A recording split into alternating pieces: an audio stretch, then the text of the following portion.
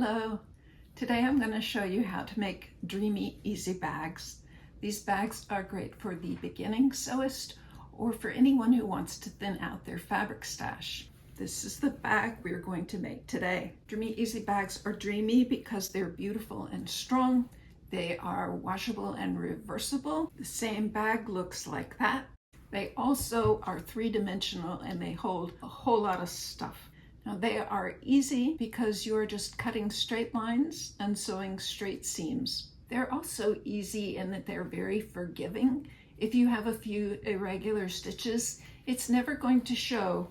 Everything is going to get buried inside between the two layers of fabric. My mother-in-law invented these bags and our family and friends cannot get enough of them. Dreamy Easy Bags are made of quilting cotton. The easiest way to make attractive bags is to use pieces from a designer quilting collection, but you can use fabric from bundles or other mid-weight cotton fabrics that are tightly woven. If you want to try repurposing fabric, only use fabric without any wear, since these bags can't be strong if their fabric is not.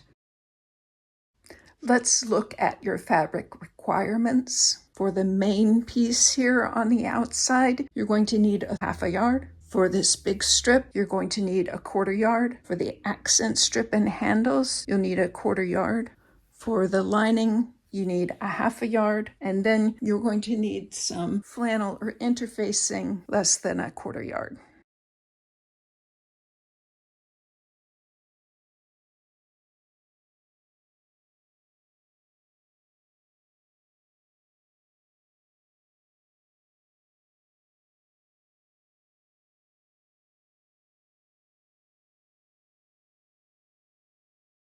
I have my accent strip pinned here to my big strip, so I'm just going to start sewing.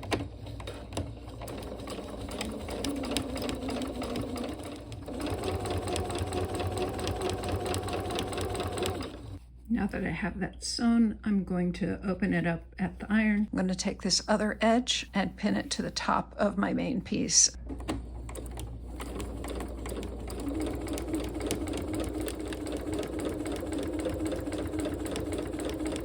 Now I'll press this open and make another like it. Now that I have my two pieces, and I'm going to pin 3/4 of the way around, starting at the side here and going around, but leaving the big strip here open.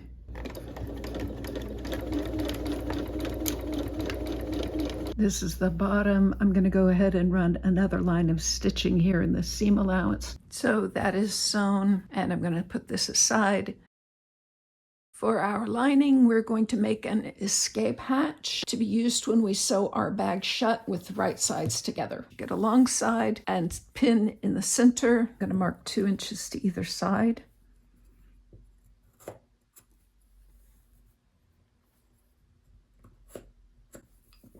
This is going to mark where our basting is going to be. Get your other side, put it together. So I'm going to pin right sides together at my mark over here, and the other one too.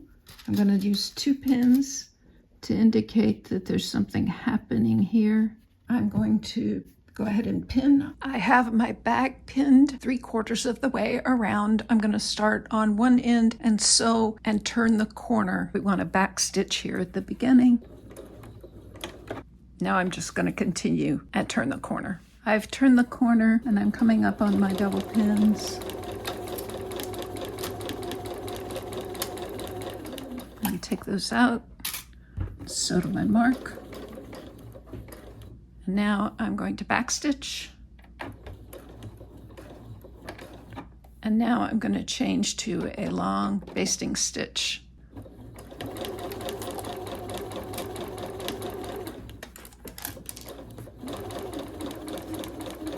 Okay, here I am at my 2 double pins, and I'm going to sew up to my mark. Now I'm going to switch back to my regular stitch length and back stitch, and then go straight ahead and continue around 3/4 of the way.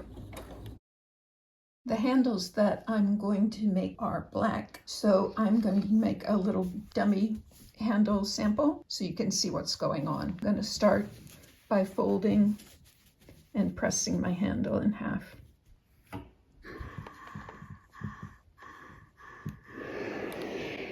I'm going to open this out,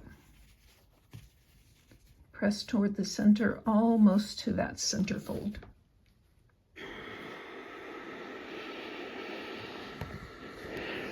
Same on the other side. Open out one side. We're going to lay some padding. This is flannel. You can use sew-in interfacing. Fold this back. Clip or pin the open edges of your handle together, making sure it's nice and even. Sew using 1/4 inch seam allowance.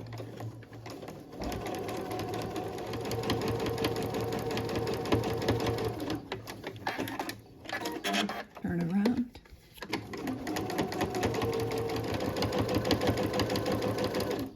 Sew down the center using your stitching lines.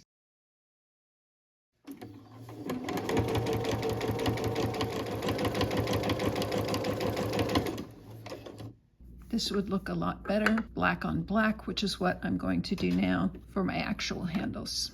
Now I have my outside of my bag, my lining, and 2 handles, and it seems like maybe we are ready to put this all together, but in fact we are not, because we need to make gussets. In a paper bag, that's your gusset there.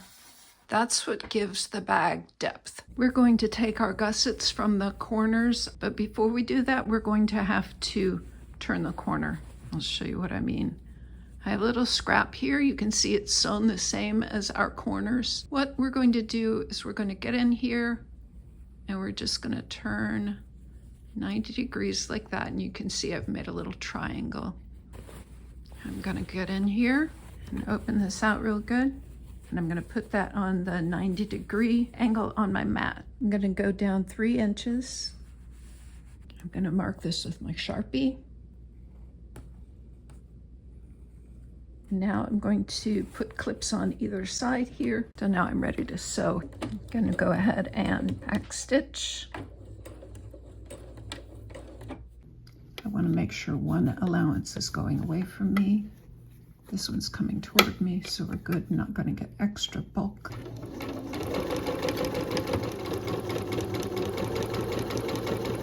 Back stitch.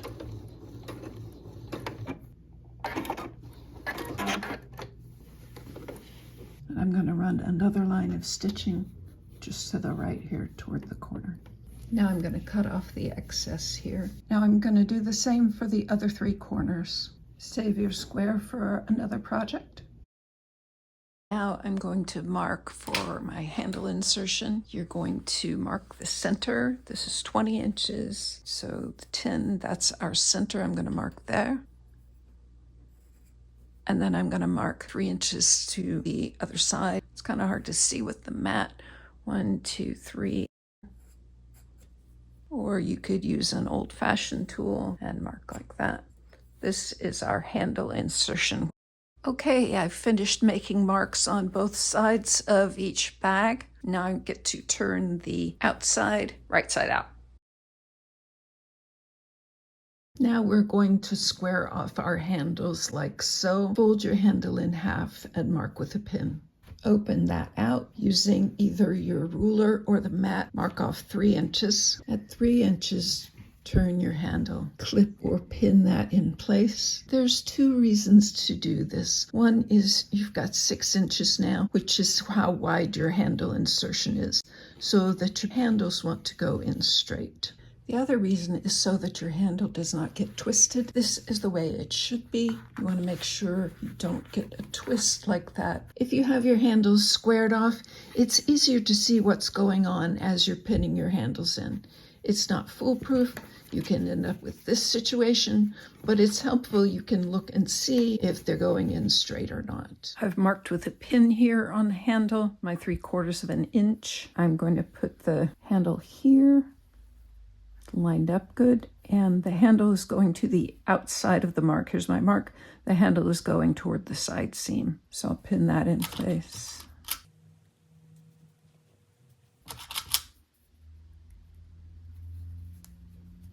And I'll go ahead and take out this, and I'll do that with the other handle end and the other handle. I have my handles pinned, and now I'm going to put the outside of my bag into the lining. So I'm going to fold it, just insert it in here, and now I'm going to open it out and start matching side seams. Okay, I have this pinned all the way around. I'm going to make sure one allowance is going away and one coming towards me. I'm just coming up to the start of my stitching. I'm gonna go just a little past and then do a little back stitching. And that's that. I have a thing here.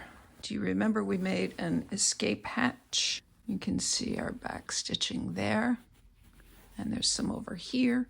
So I'm going to take that out with our seam ripper. Just here finishing up, ripping this out. Let's see if it comes open. It should come open. Here we go. So it's a matter of just reaching in here, pulling stuff out.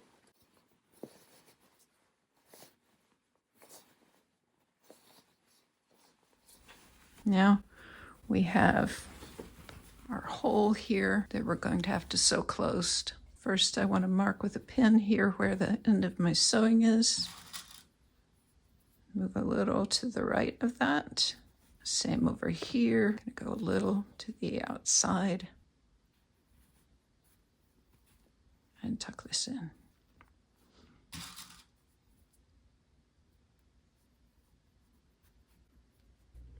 I'm going to back stitch here and come down and back stitch again. Now we need to push the lining into the outside of the bag. Now I want to do my top stitching. I want to get rid of this kind of valley thing that's going on there. I want to pull all that out, pinch it or roll it. It's pretty much gone. I have this pinned all the way around. I'm going to sew with a 3/8 inch seam allowance. I'm going to start at a side seam. Okay, I'm just coming back to the beginning of my stitching.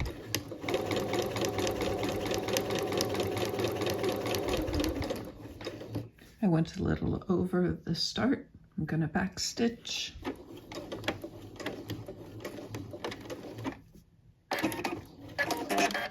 And that is my finished Dreamy Easy Bag.